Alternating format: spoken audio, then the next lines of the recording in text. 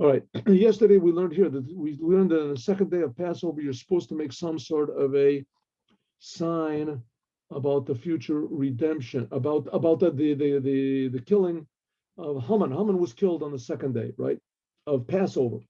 So this connection to the second day of Passover is on the nights of Passover, on the first night of the second night outside of Israel, they make two little seders.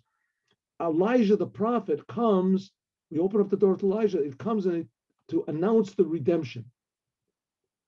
From this, we can understand that the main thing is the second night of Passover, because the second night of Passover, that's the Yom Tov in exile. Or because there's a better type of light that comes from darkness. So that Elijah the prophet comes and announces on the first night of Passover their future redemption. That's wonderful. But the second night of Passover, that's a holiday of exile. And that Elijah the prophet can come in a holiday, an exile holiday, and announce the future redemption. This is a better type of a redemption.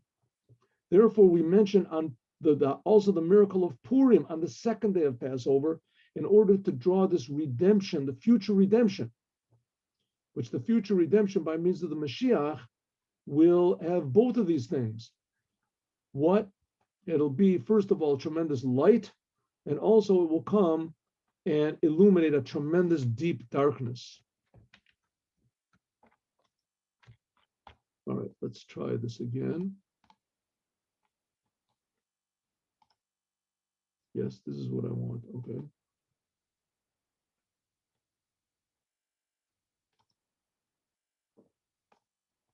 I think we want this one, huh? I hope. Yes. Hey Lach Ma'anya. Let's begin this. The Seder, the Seder of Pesach begins with Hey Lach Ma'anya. This is the bread of affliction that our fathers ate in Egypt. It says in the Seder of the Arizal that this word Hey Lach Ma'anya is written Hey, not Ha Lach Ma'anya. Hey means this, with a tsiri, a. Because when you say Hey Lach Ma'anya, this fixes up what Yosef said in Egypt, Hey Lachem Zara. And what happened? In Egypt, there was a terrible famine. Yosef had interpreted Paro's dream to mean that that in the years of plenty, they should store up grain, and that would feed everyone in the years of the famine. And the people came and he gave them food. But all of a sudden, Yosef got this idea and he gave everybody seeds that they should plant. This was his own idea. And this, it gave a special power to the evil of Egypt. By saying, hey, because Yosef did this on his own. So now the Egyptians with the seed, they became sort of like self-sufficient. They didn't depend on the miracle that Yosef provided for them. They had seed. So now when we say, Hey Lach Ma'anya, in the evening, we fix this up. And therefore we have to say, Hey Lach Ma'anya with Hey, because that's what Yosef said. Hey Lachem Zera, take seeds, like what Yosef said.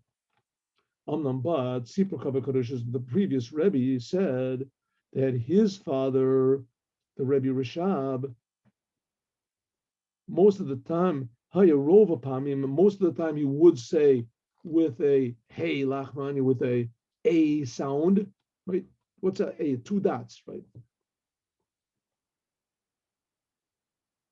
But sometimes he would say with the comments, Ha lachem,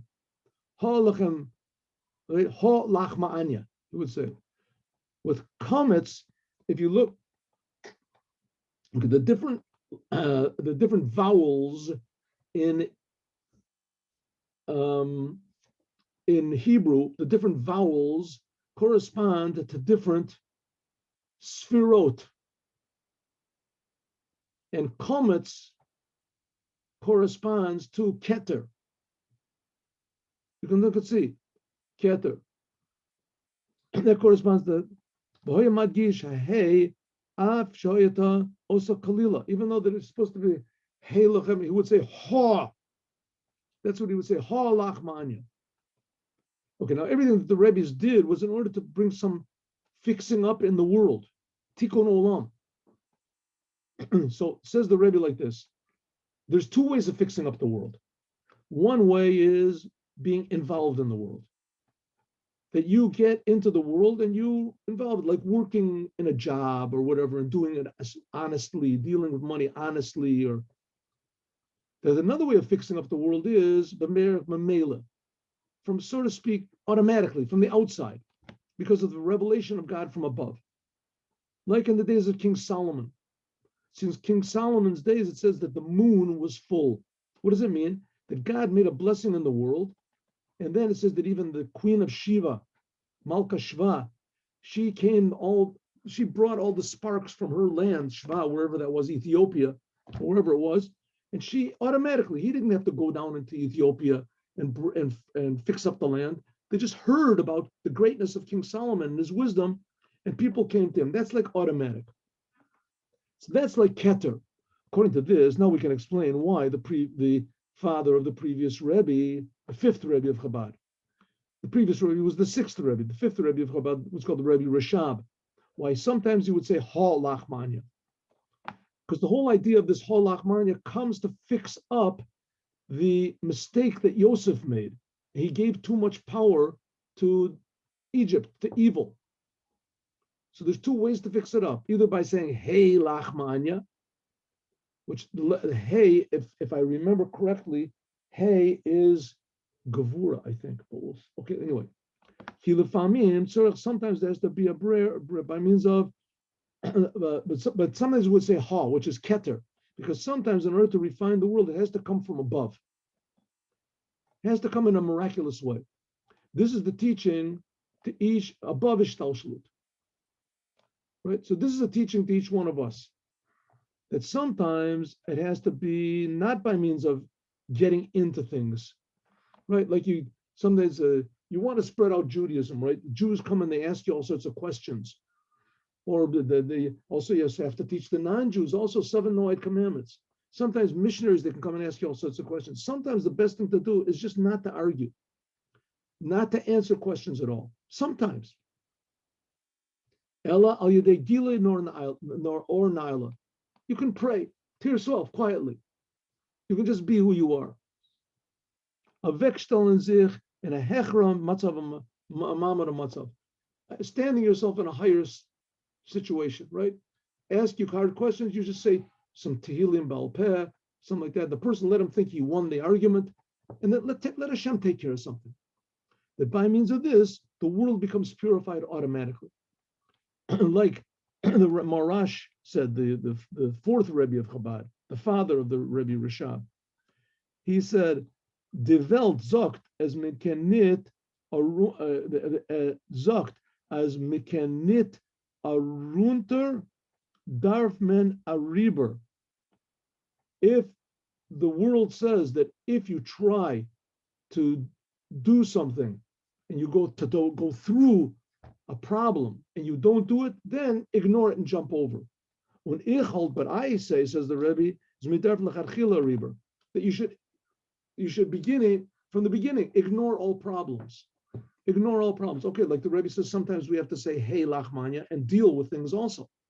But sometimes you have to ignore the problems and just let God take care of things, right? You have to lose the argument.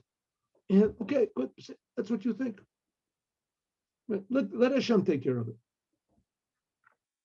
This should be the lesson for this is the beginning of the Hagada, Hey Lachmanya, Ha Lachmanya, that sometimes we have to do things ourselves and Hashem helps. And sometimes we have to let Hashem do the whole thing himself. We have to think only about the good, right? The good. And if we meet with problems, sometimes we have to ignore them totally and let God take care of it. That's Hey Lachmanya, Ha Lachmanya. But the idea is to go out of Egypt. We have to do our own work, but in the end, it's going to be big, big miracles from Hashem, as we'll see with Moshiach now. Let's do the Yom Yom for today. One moment. Yom Yom today.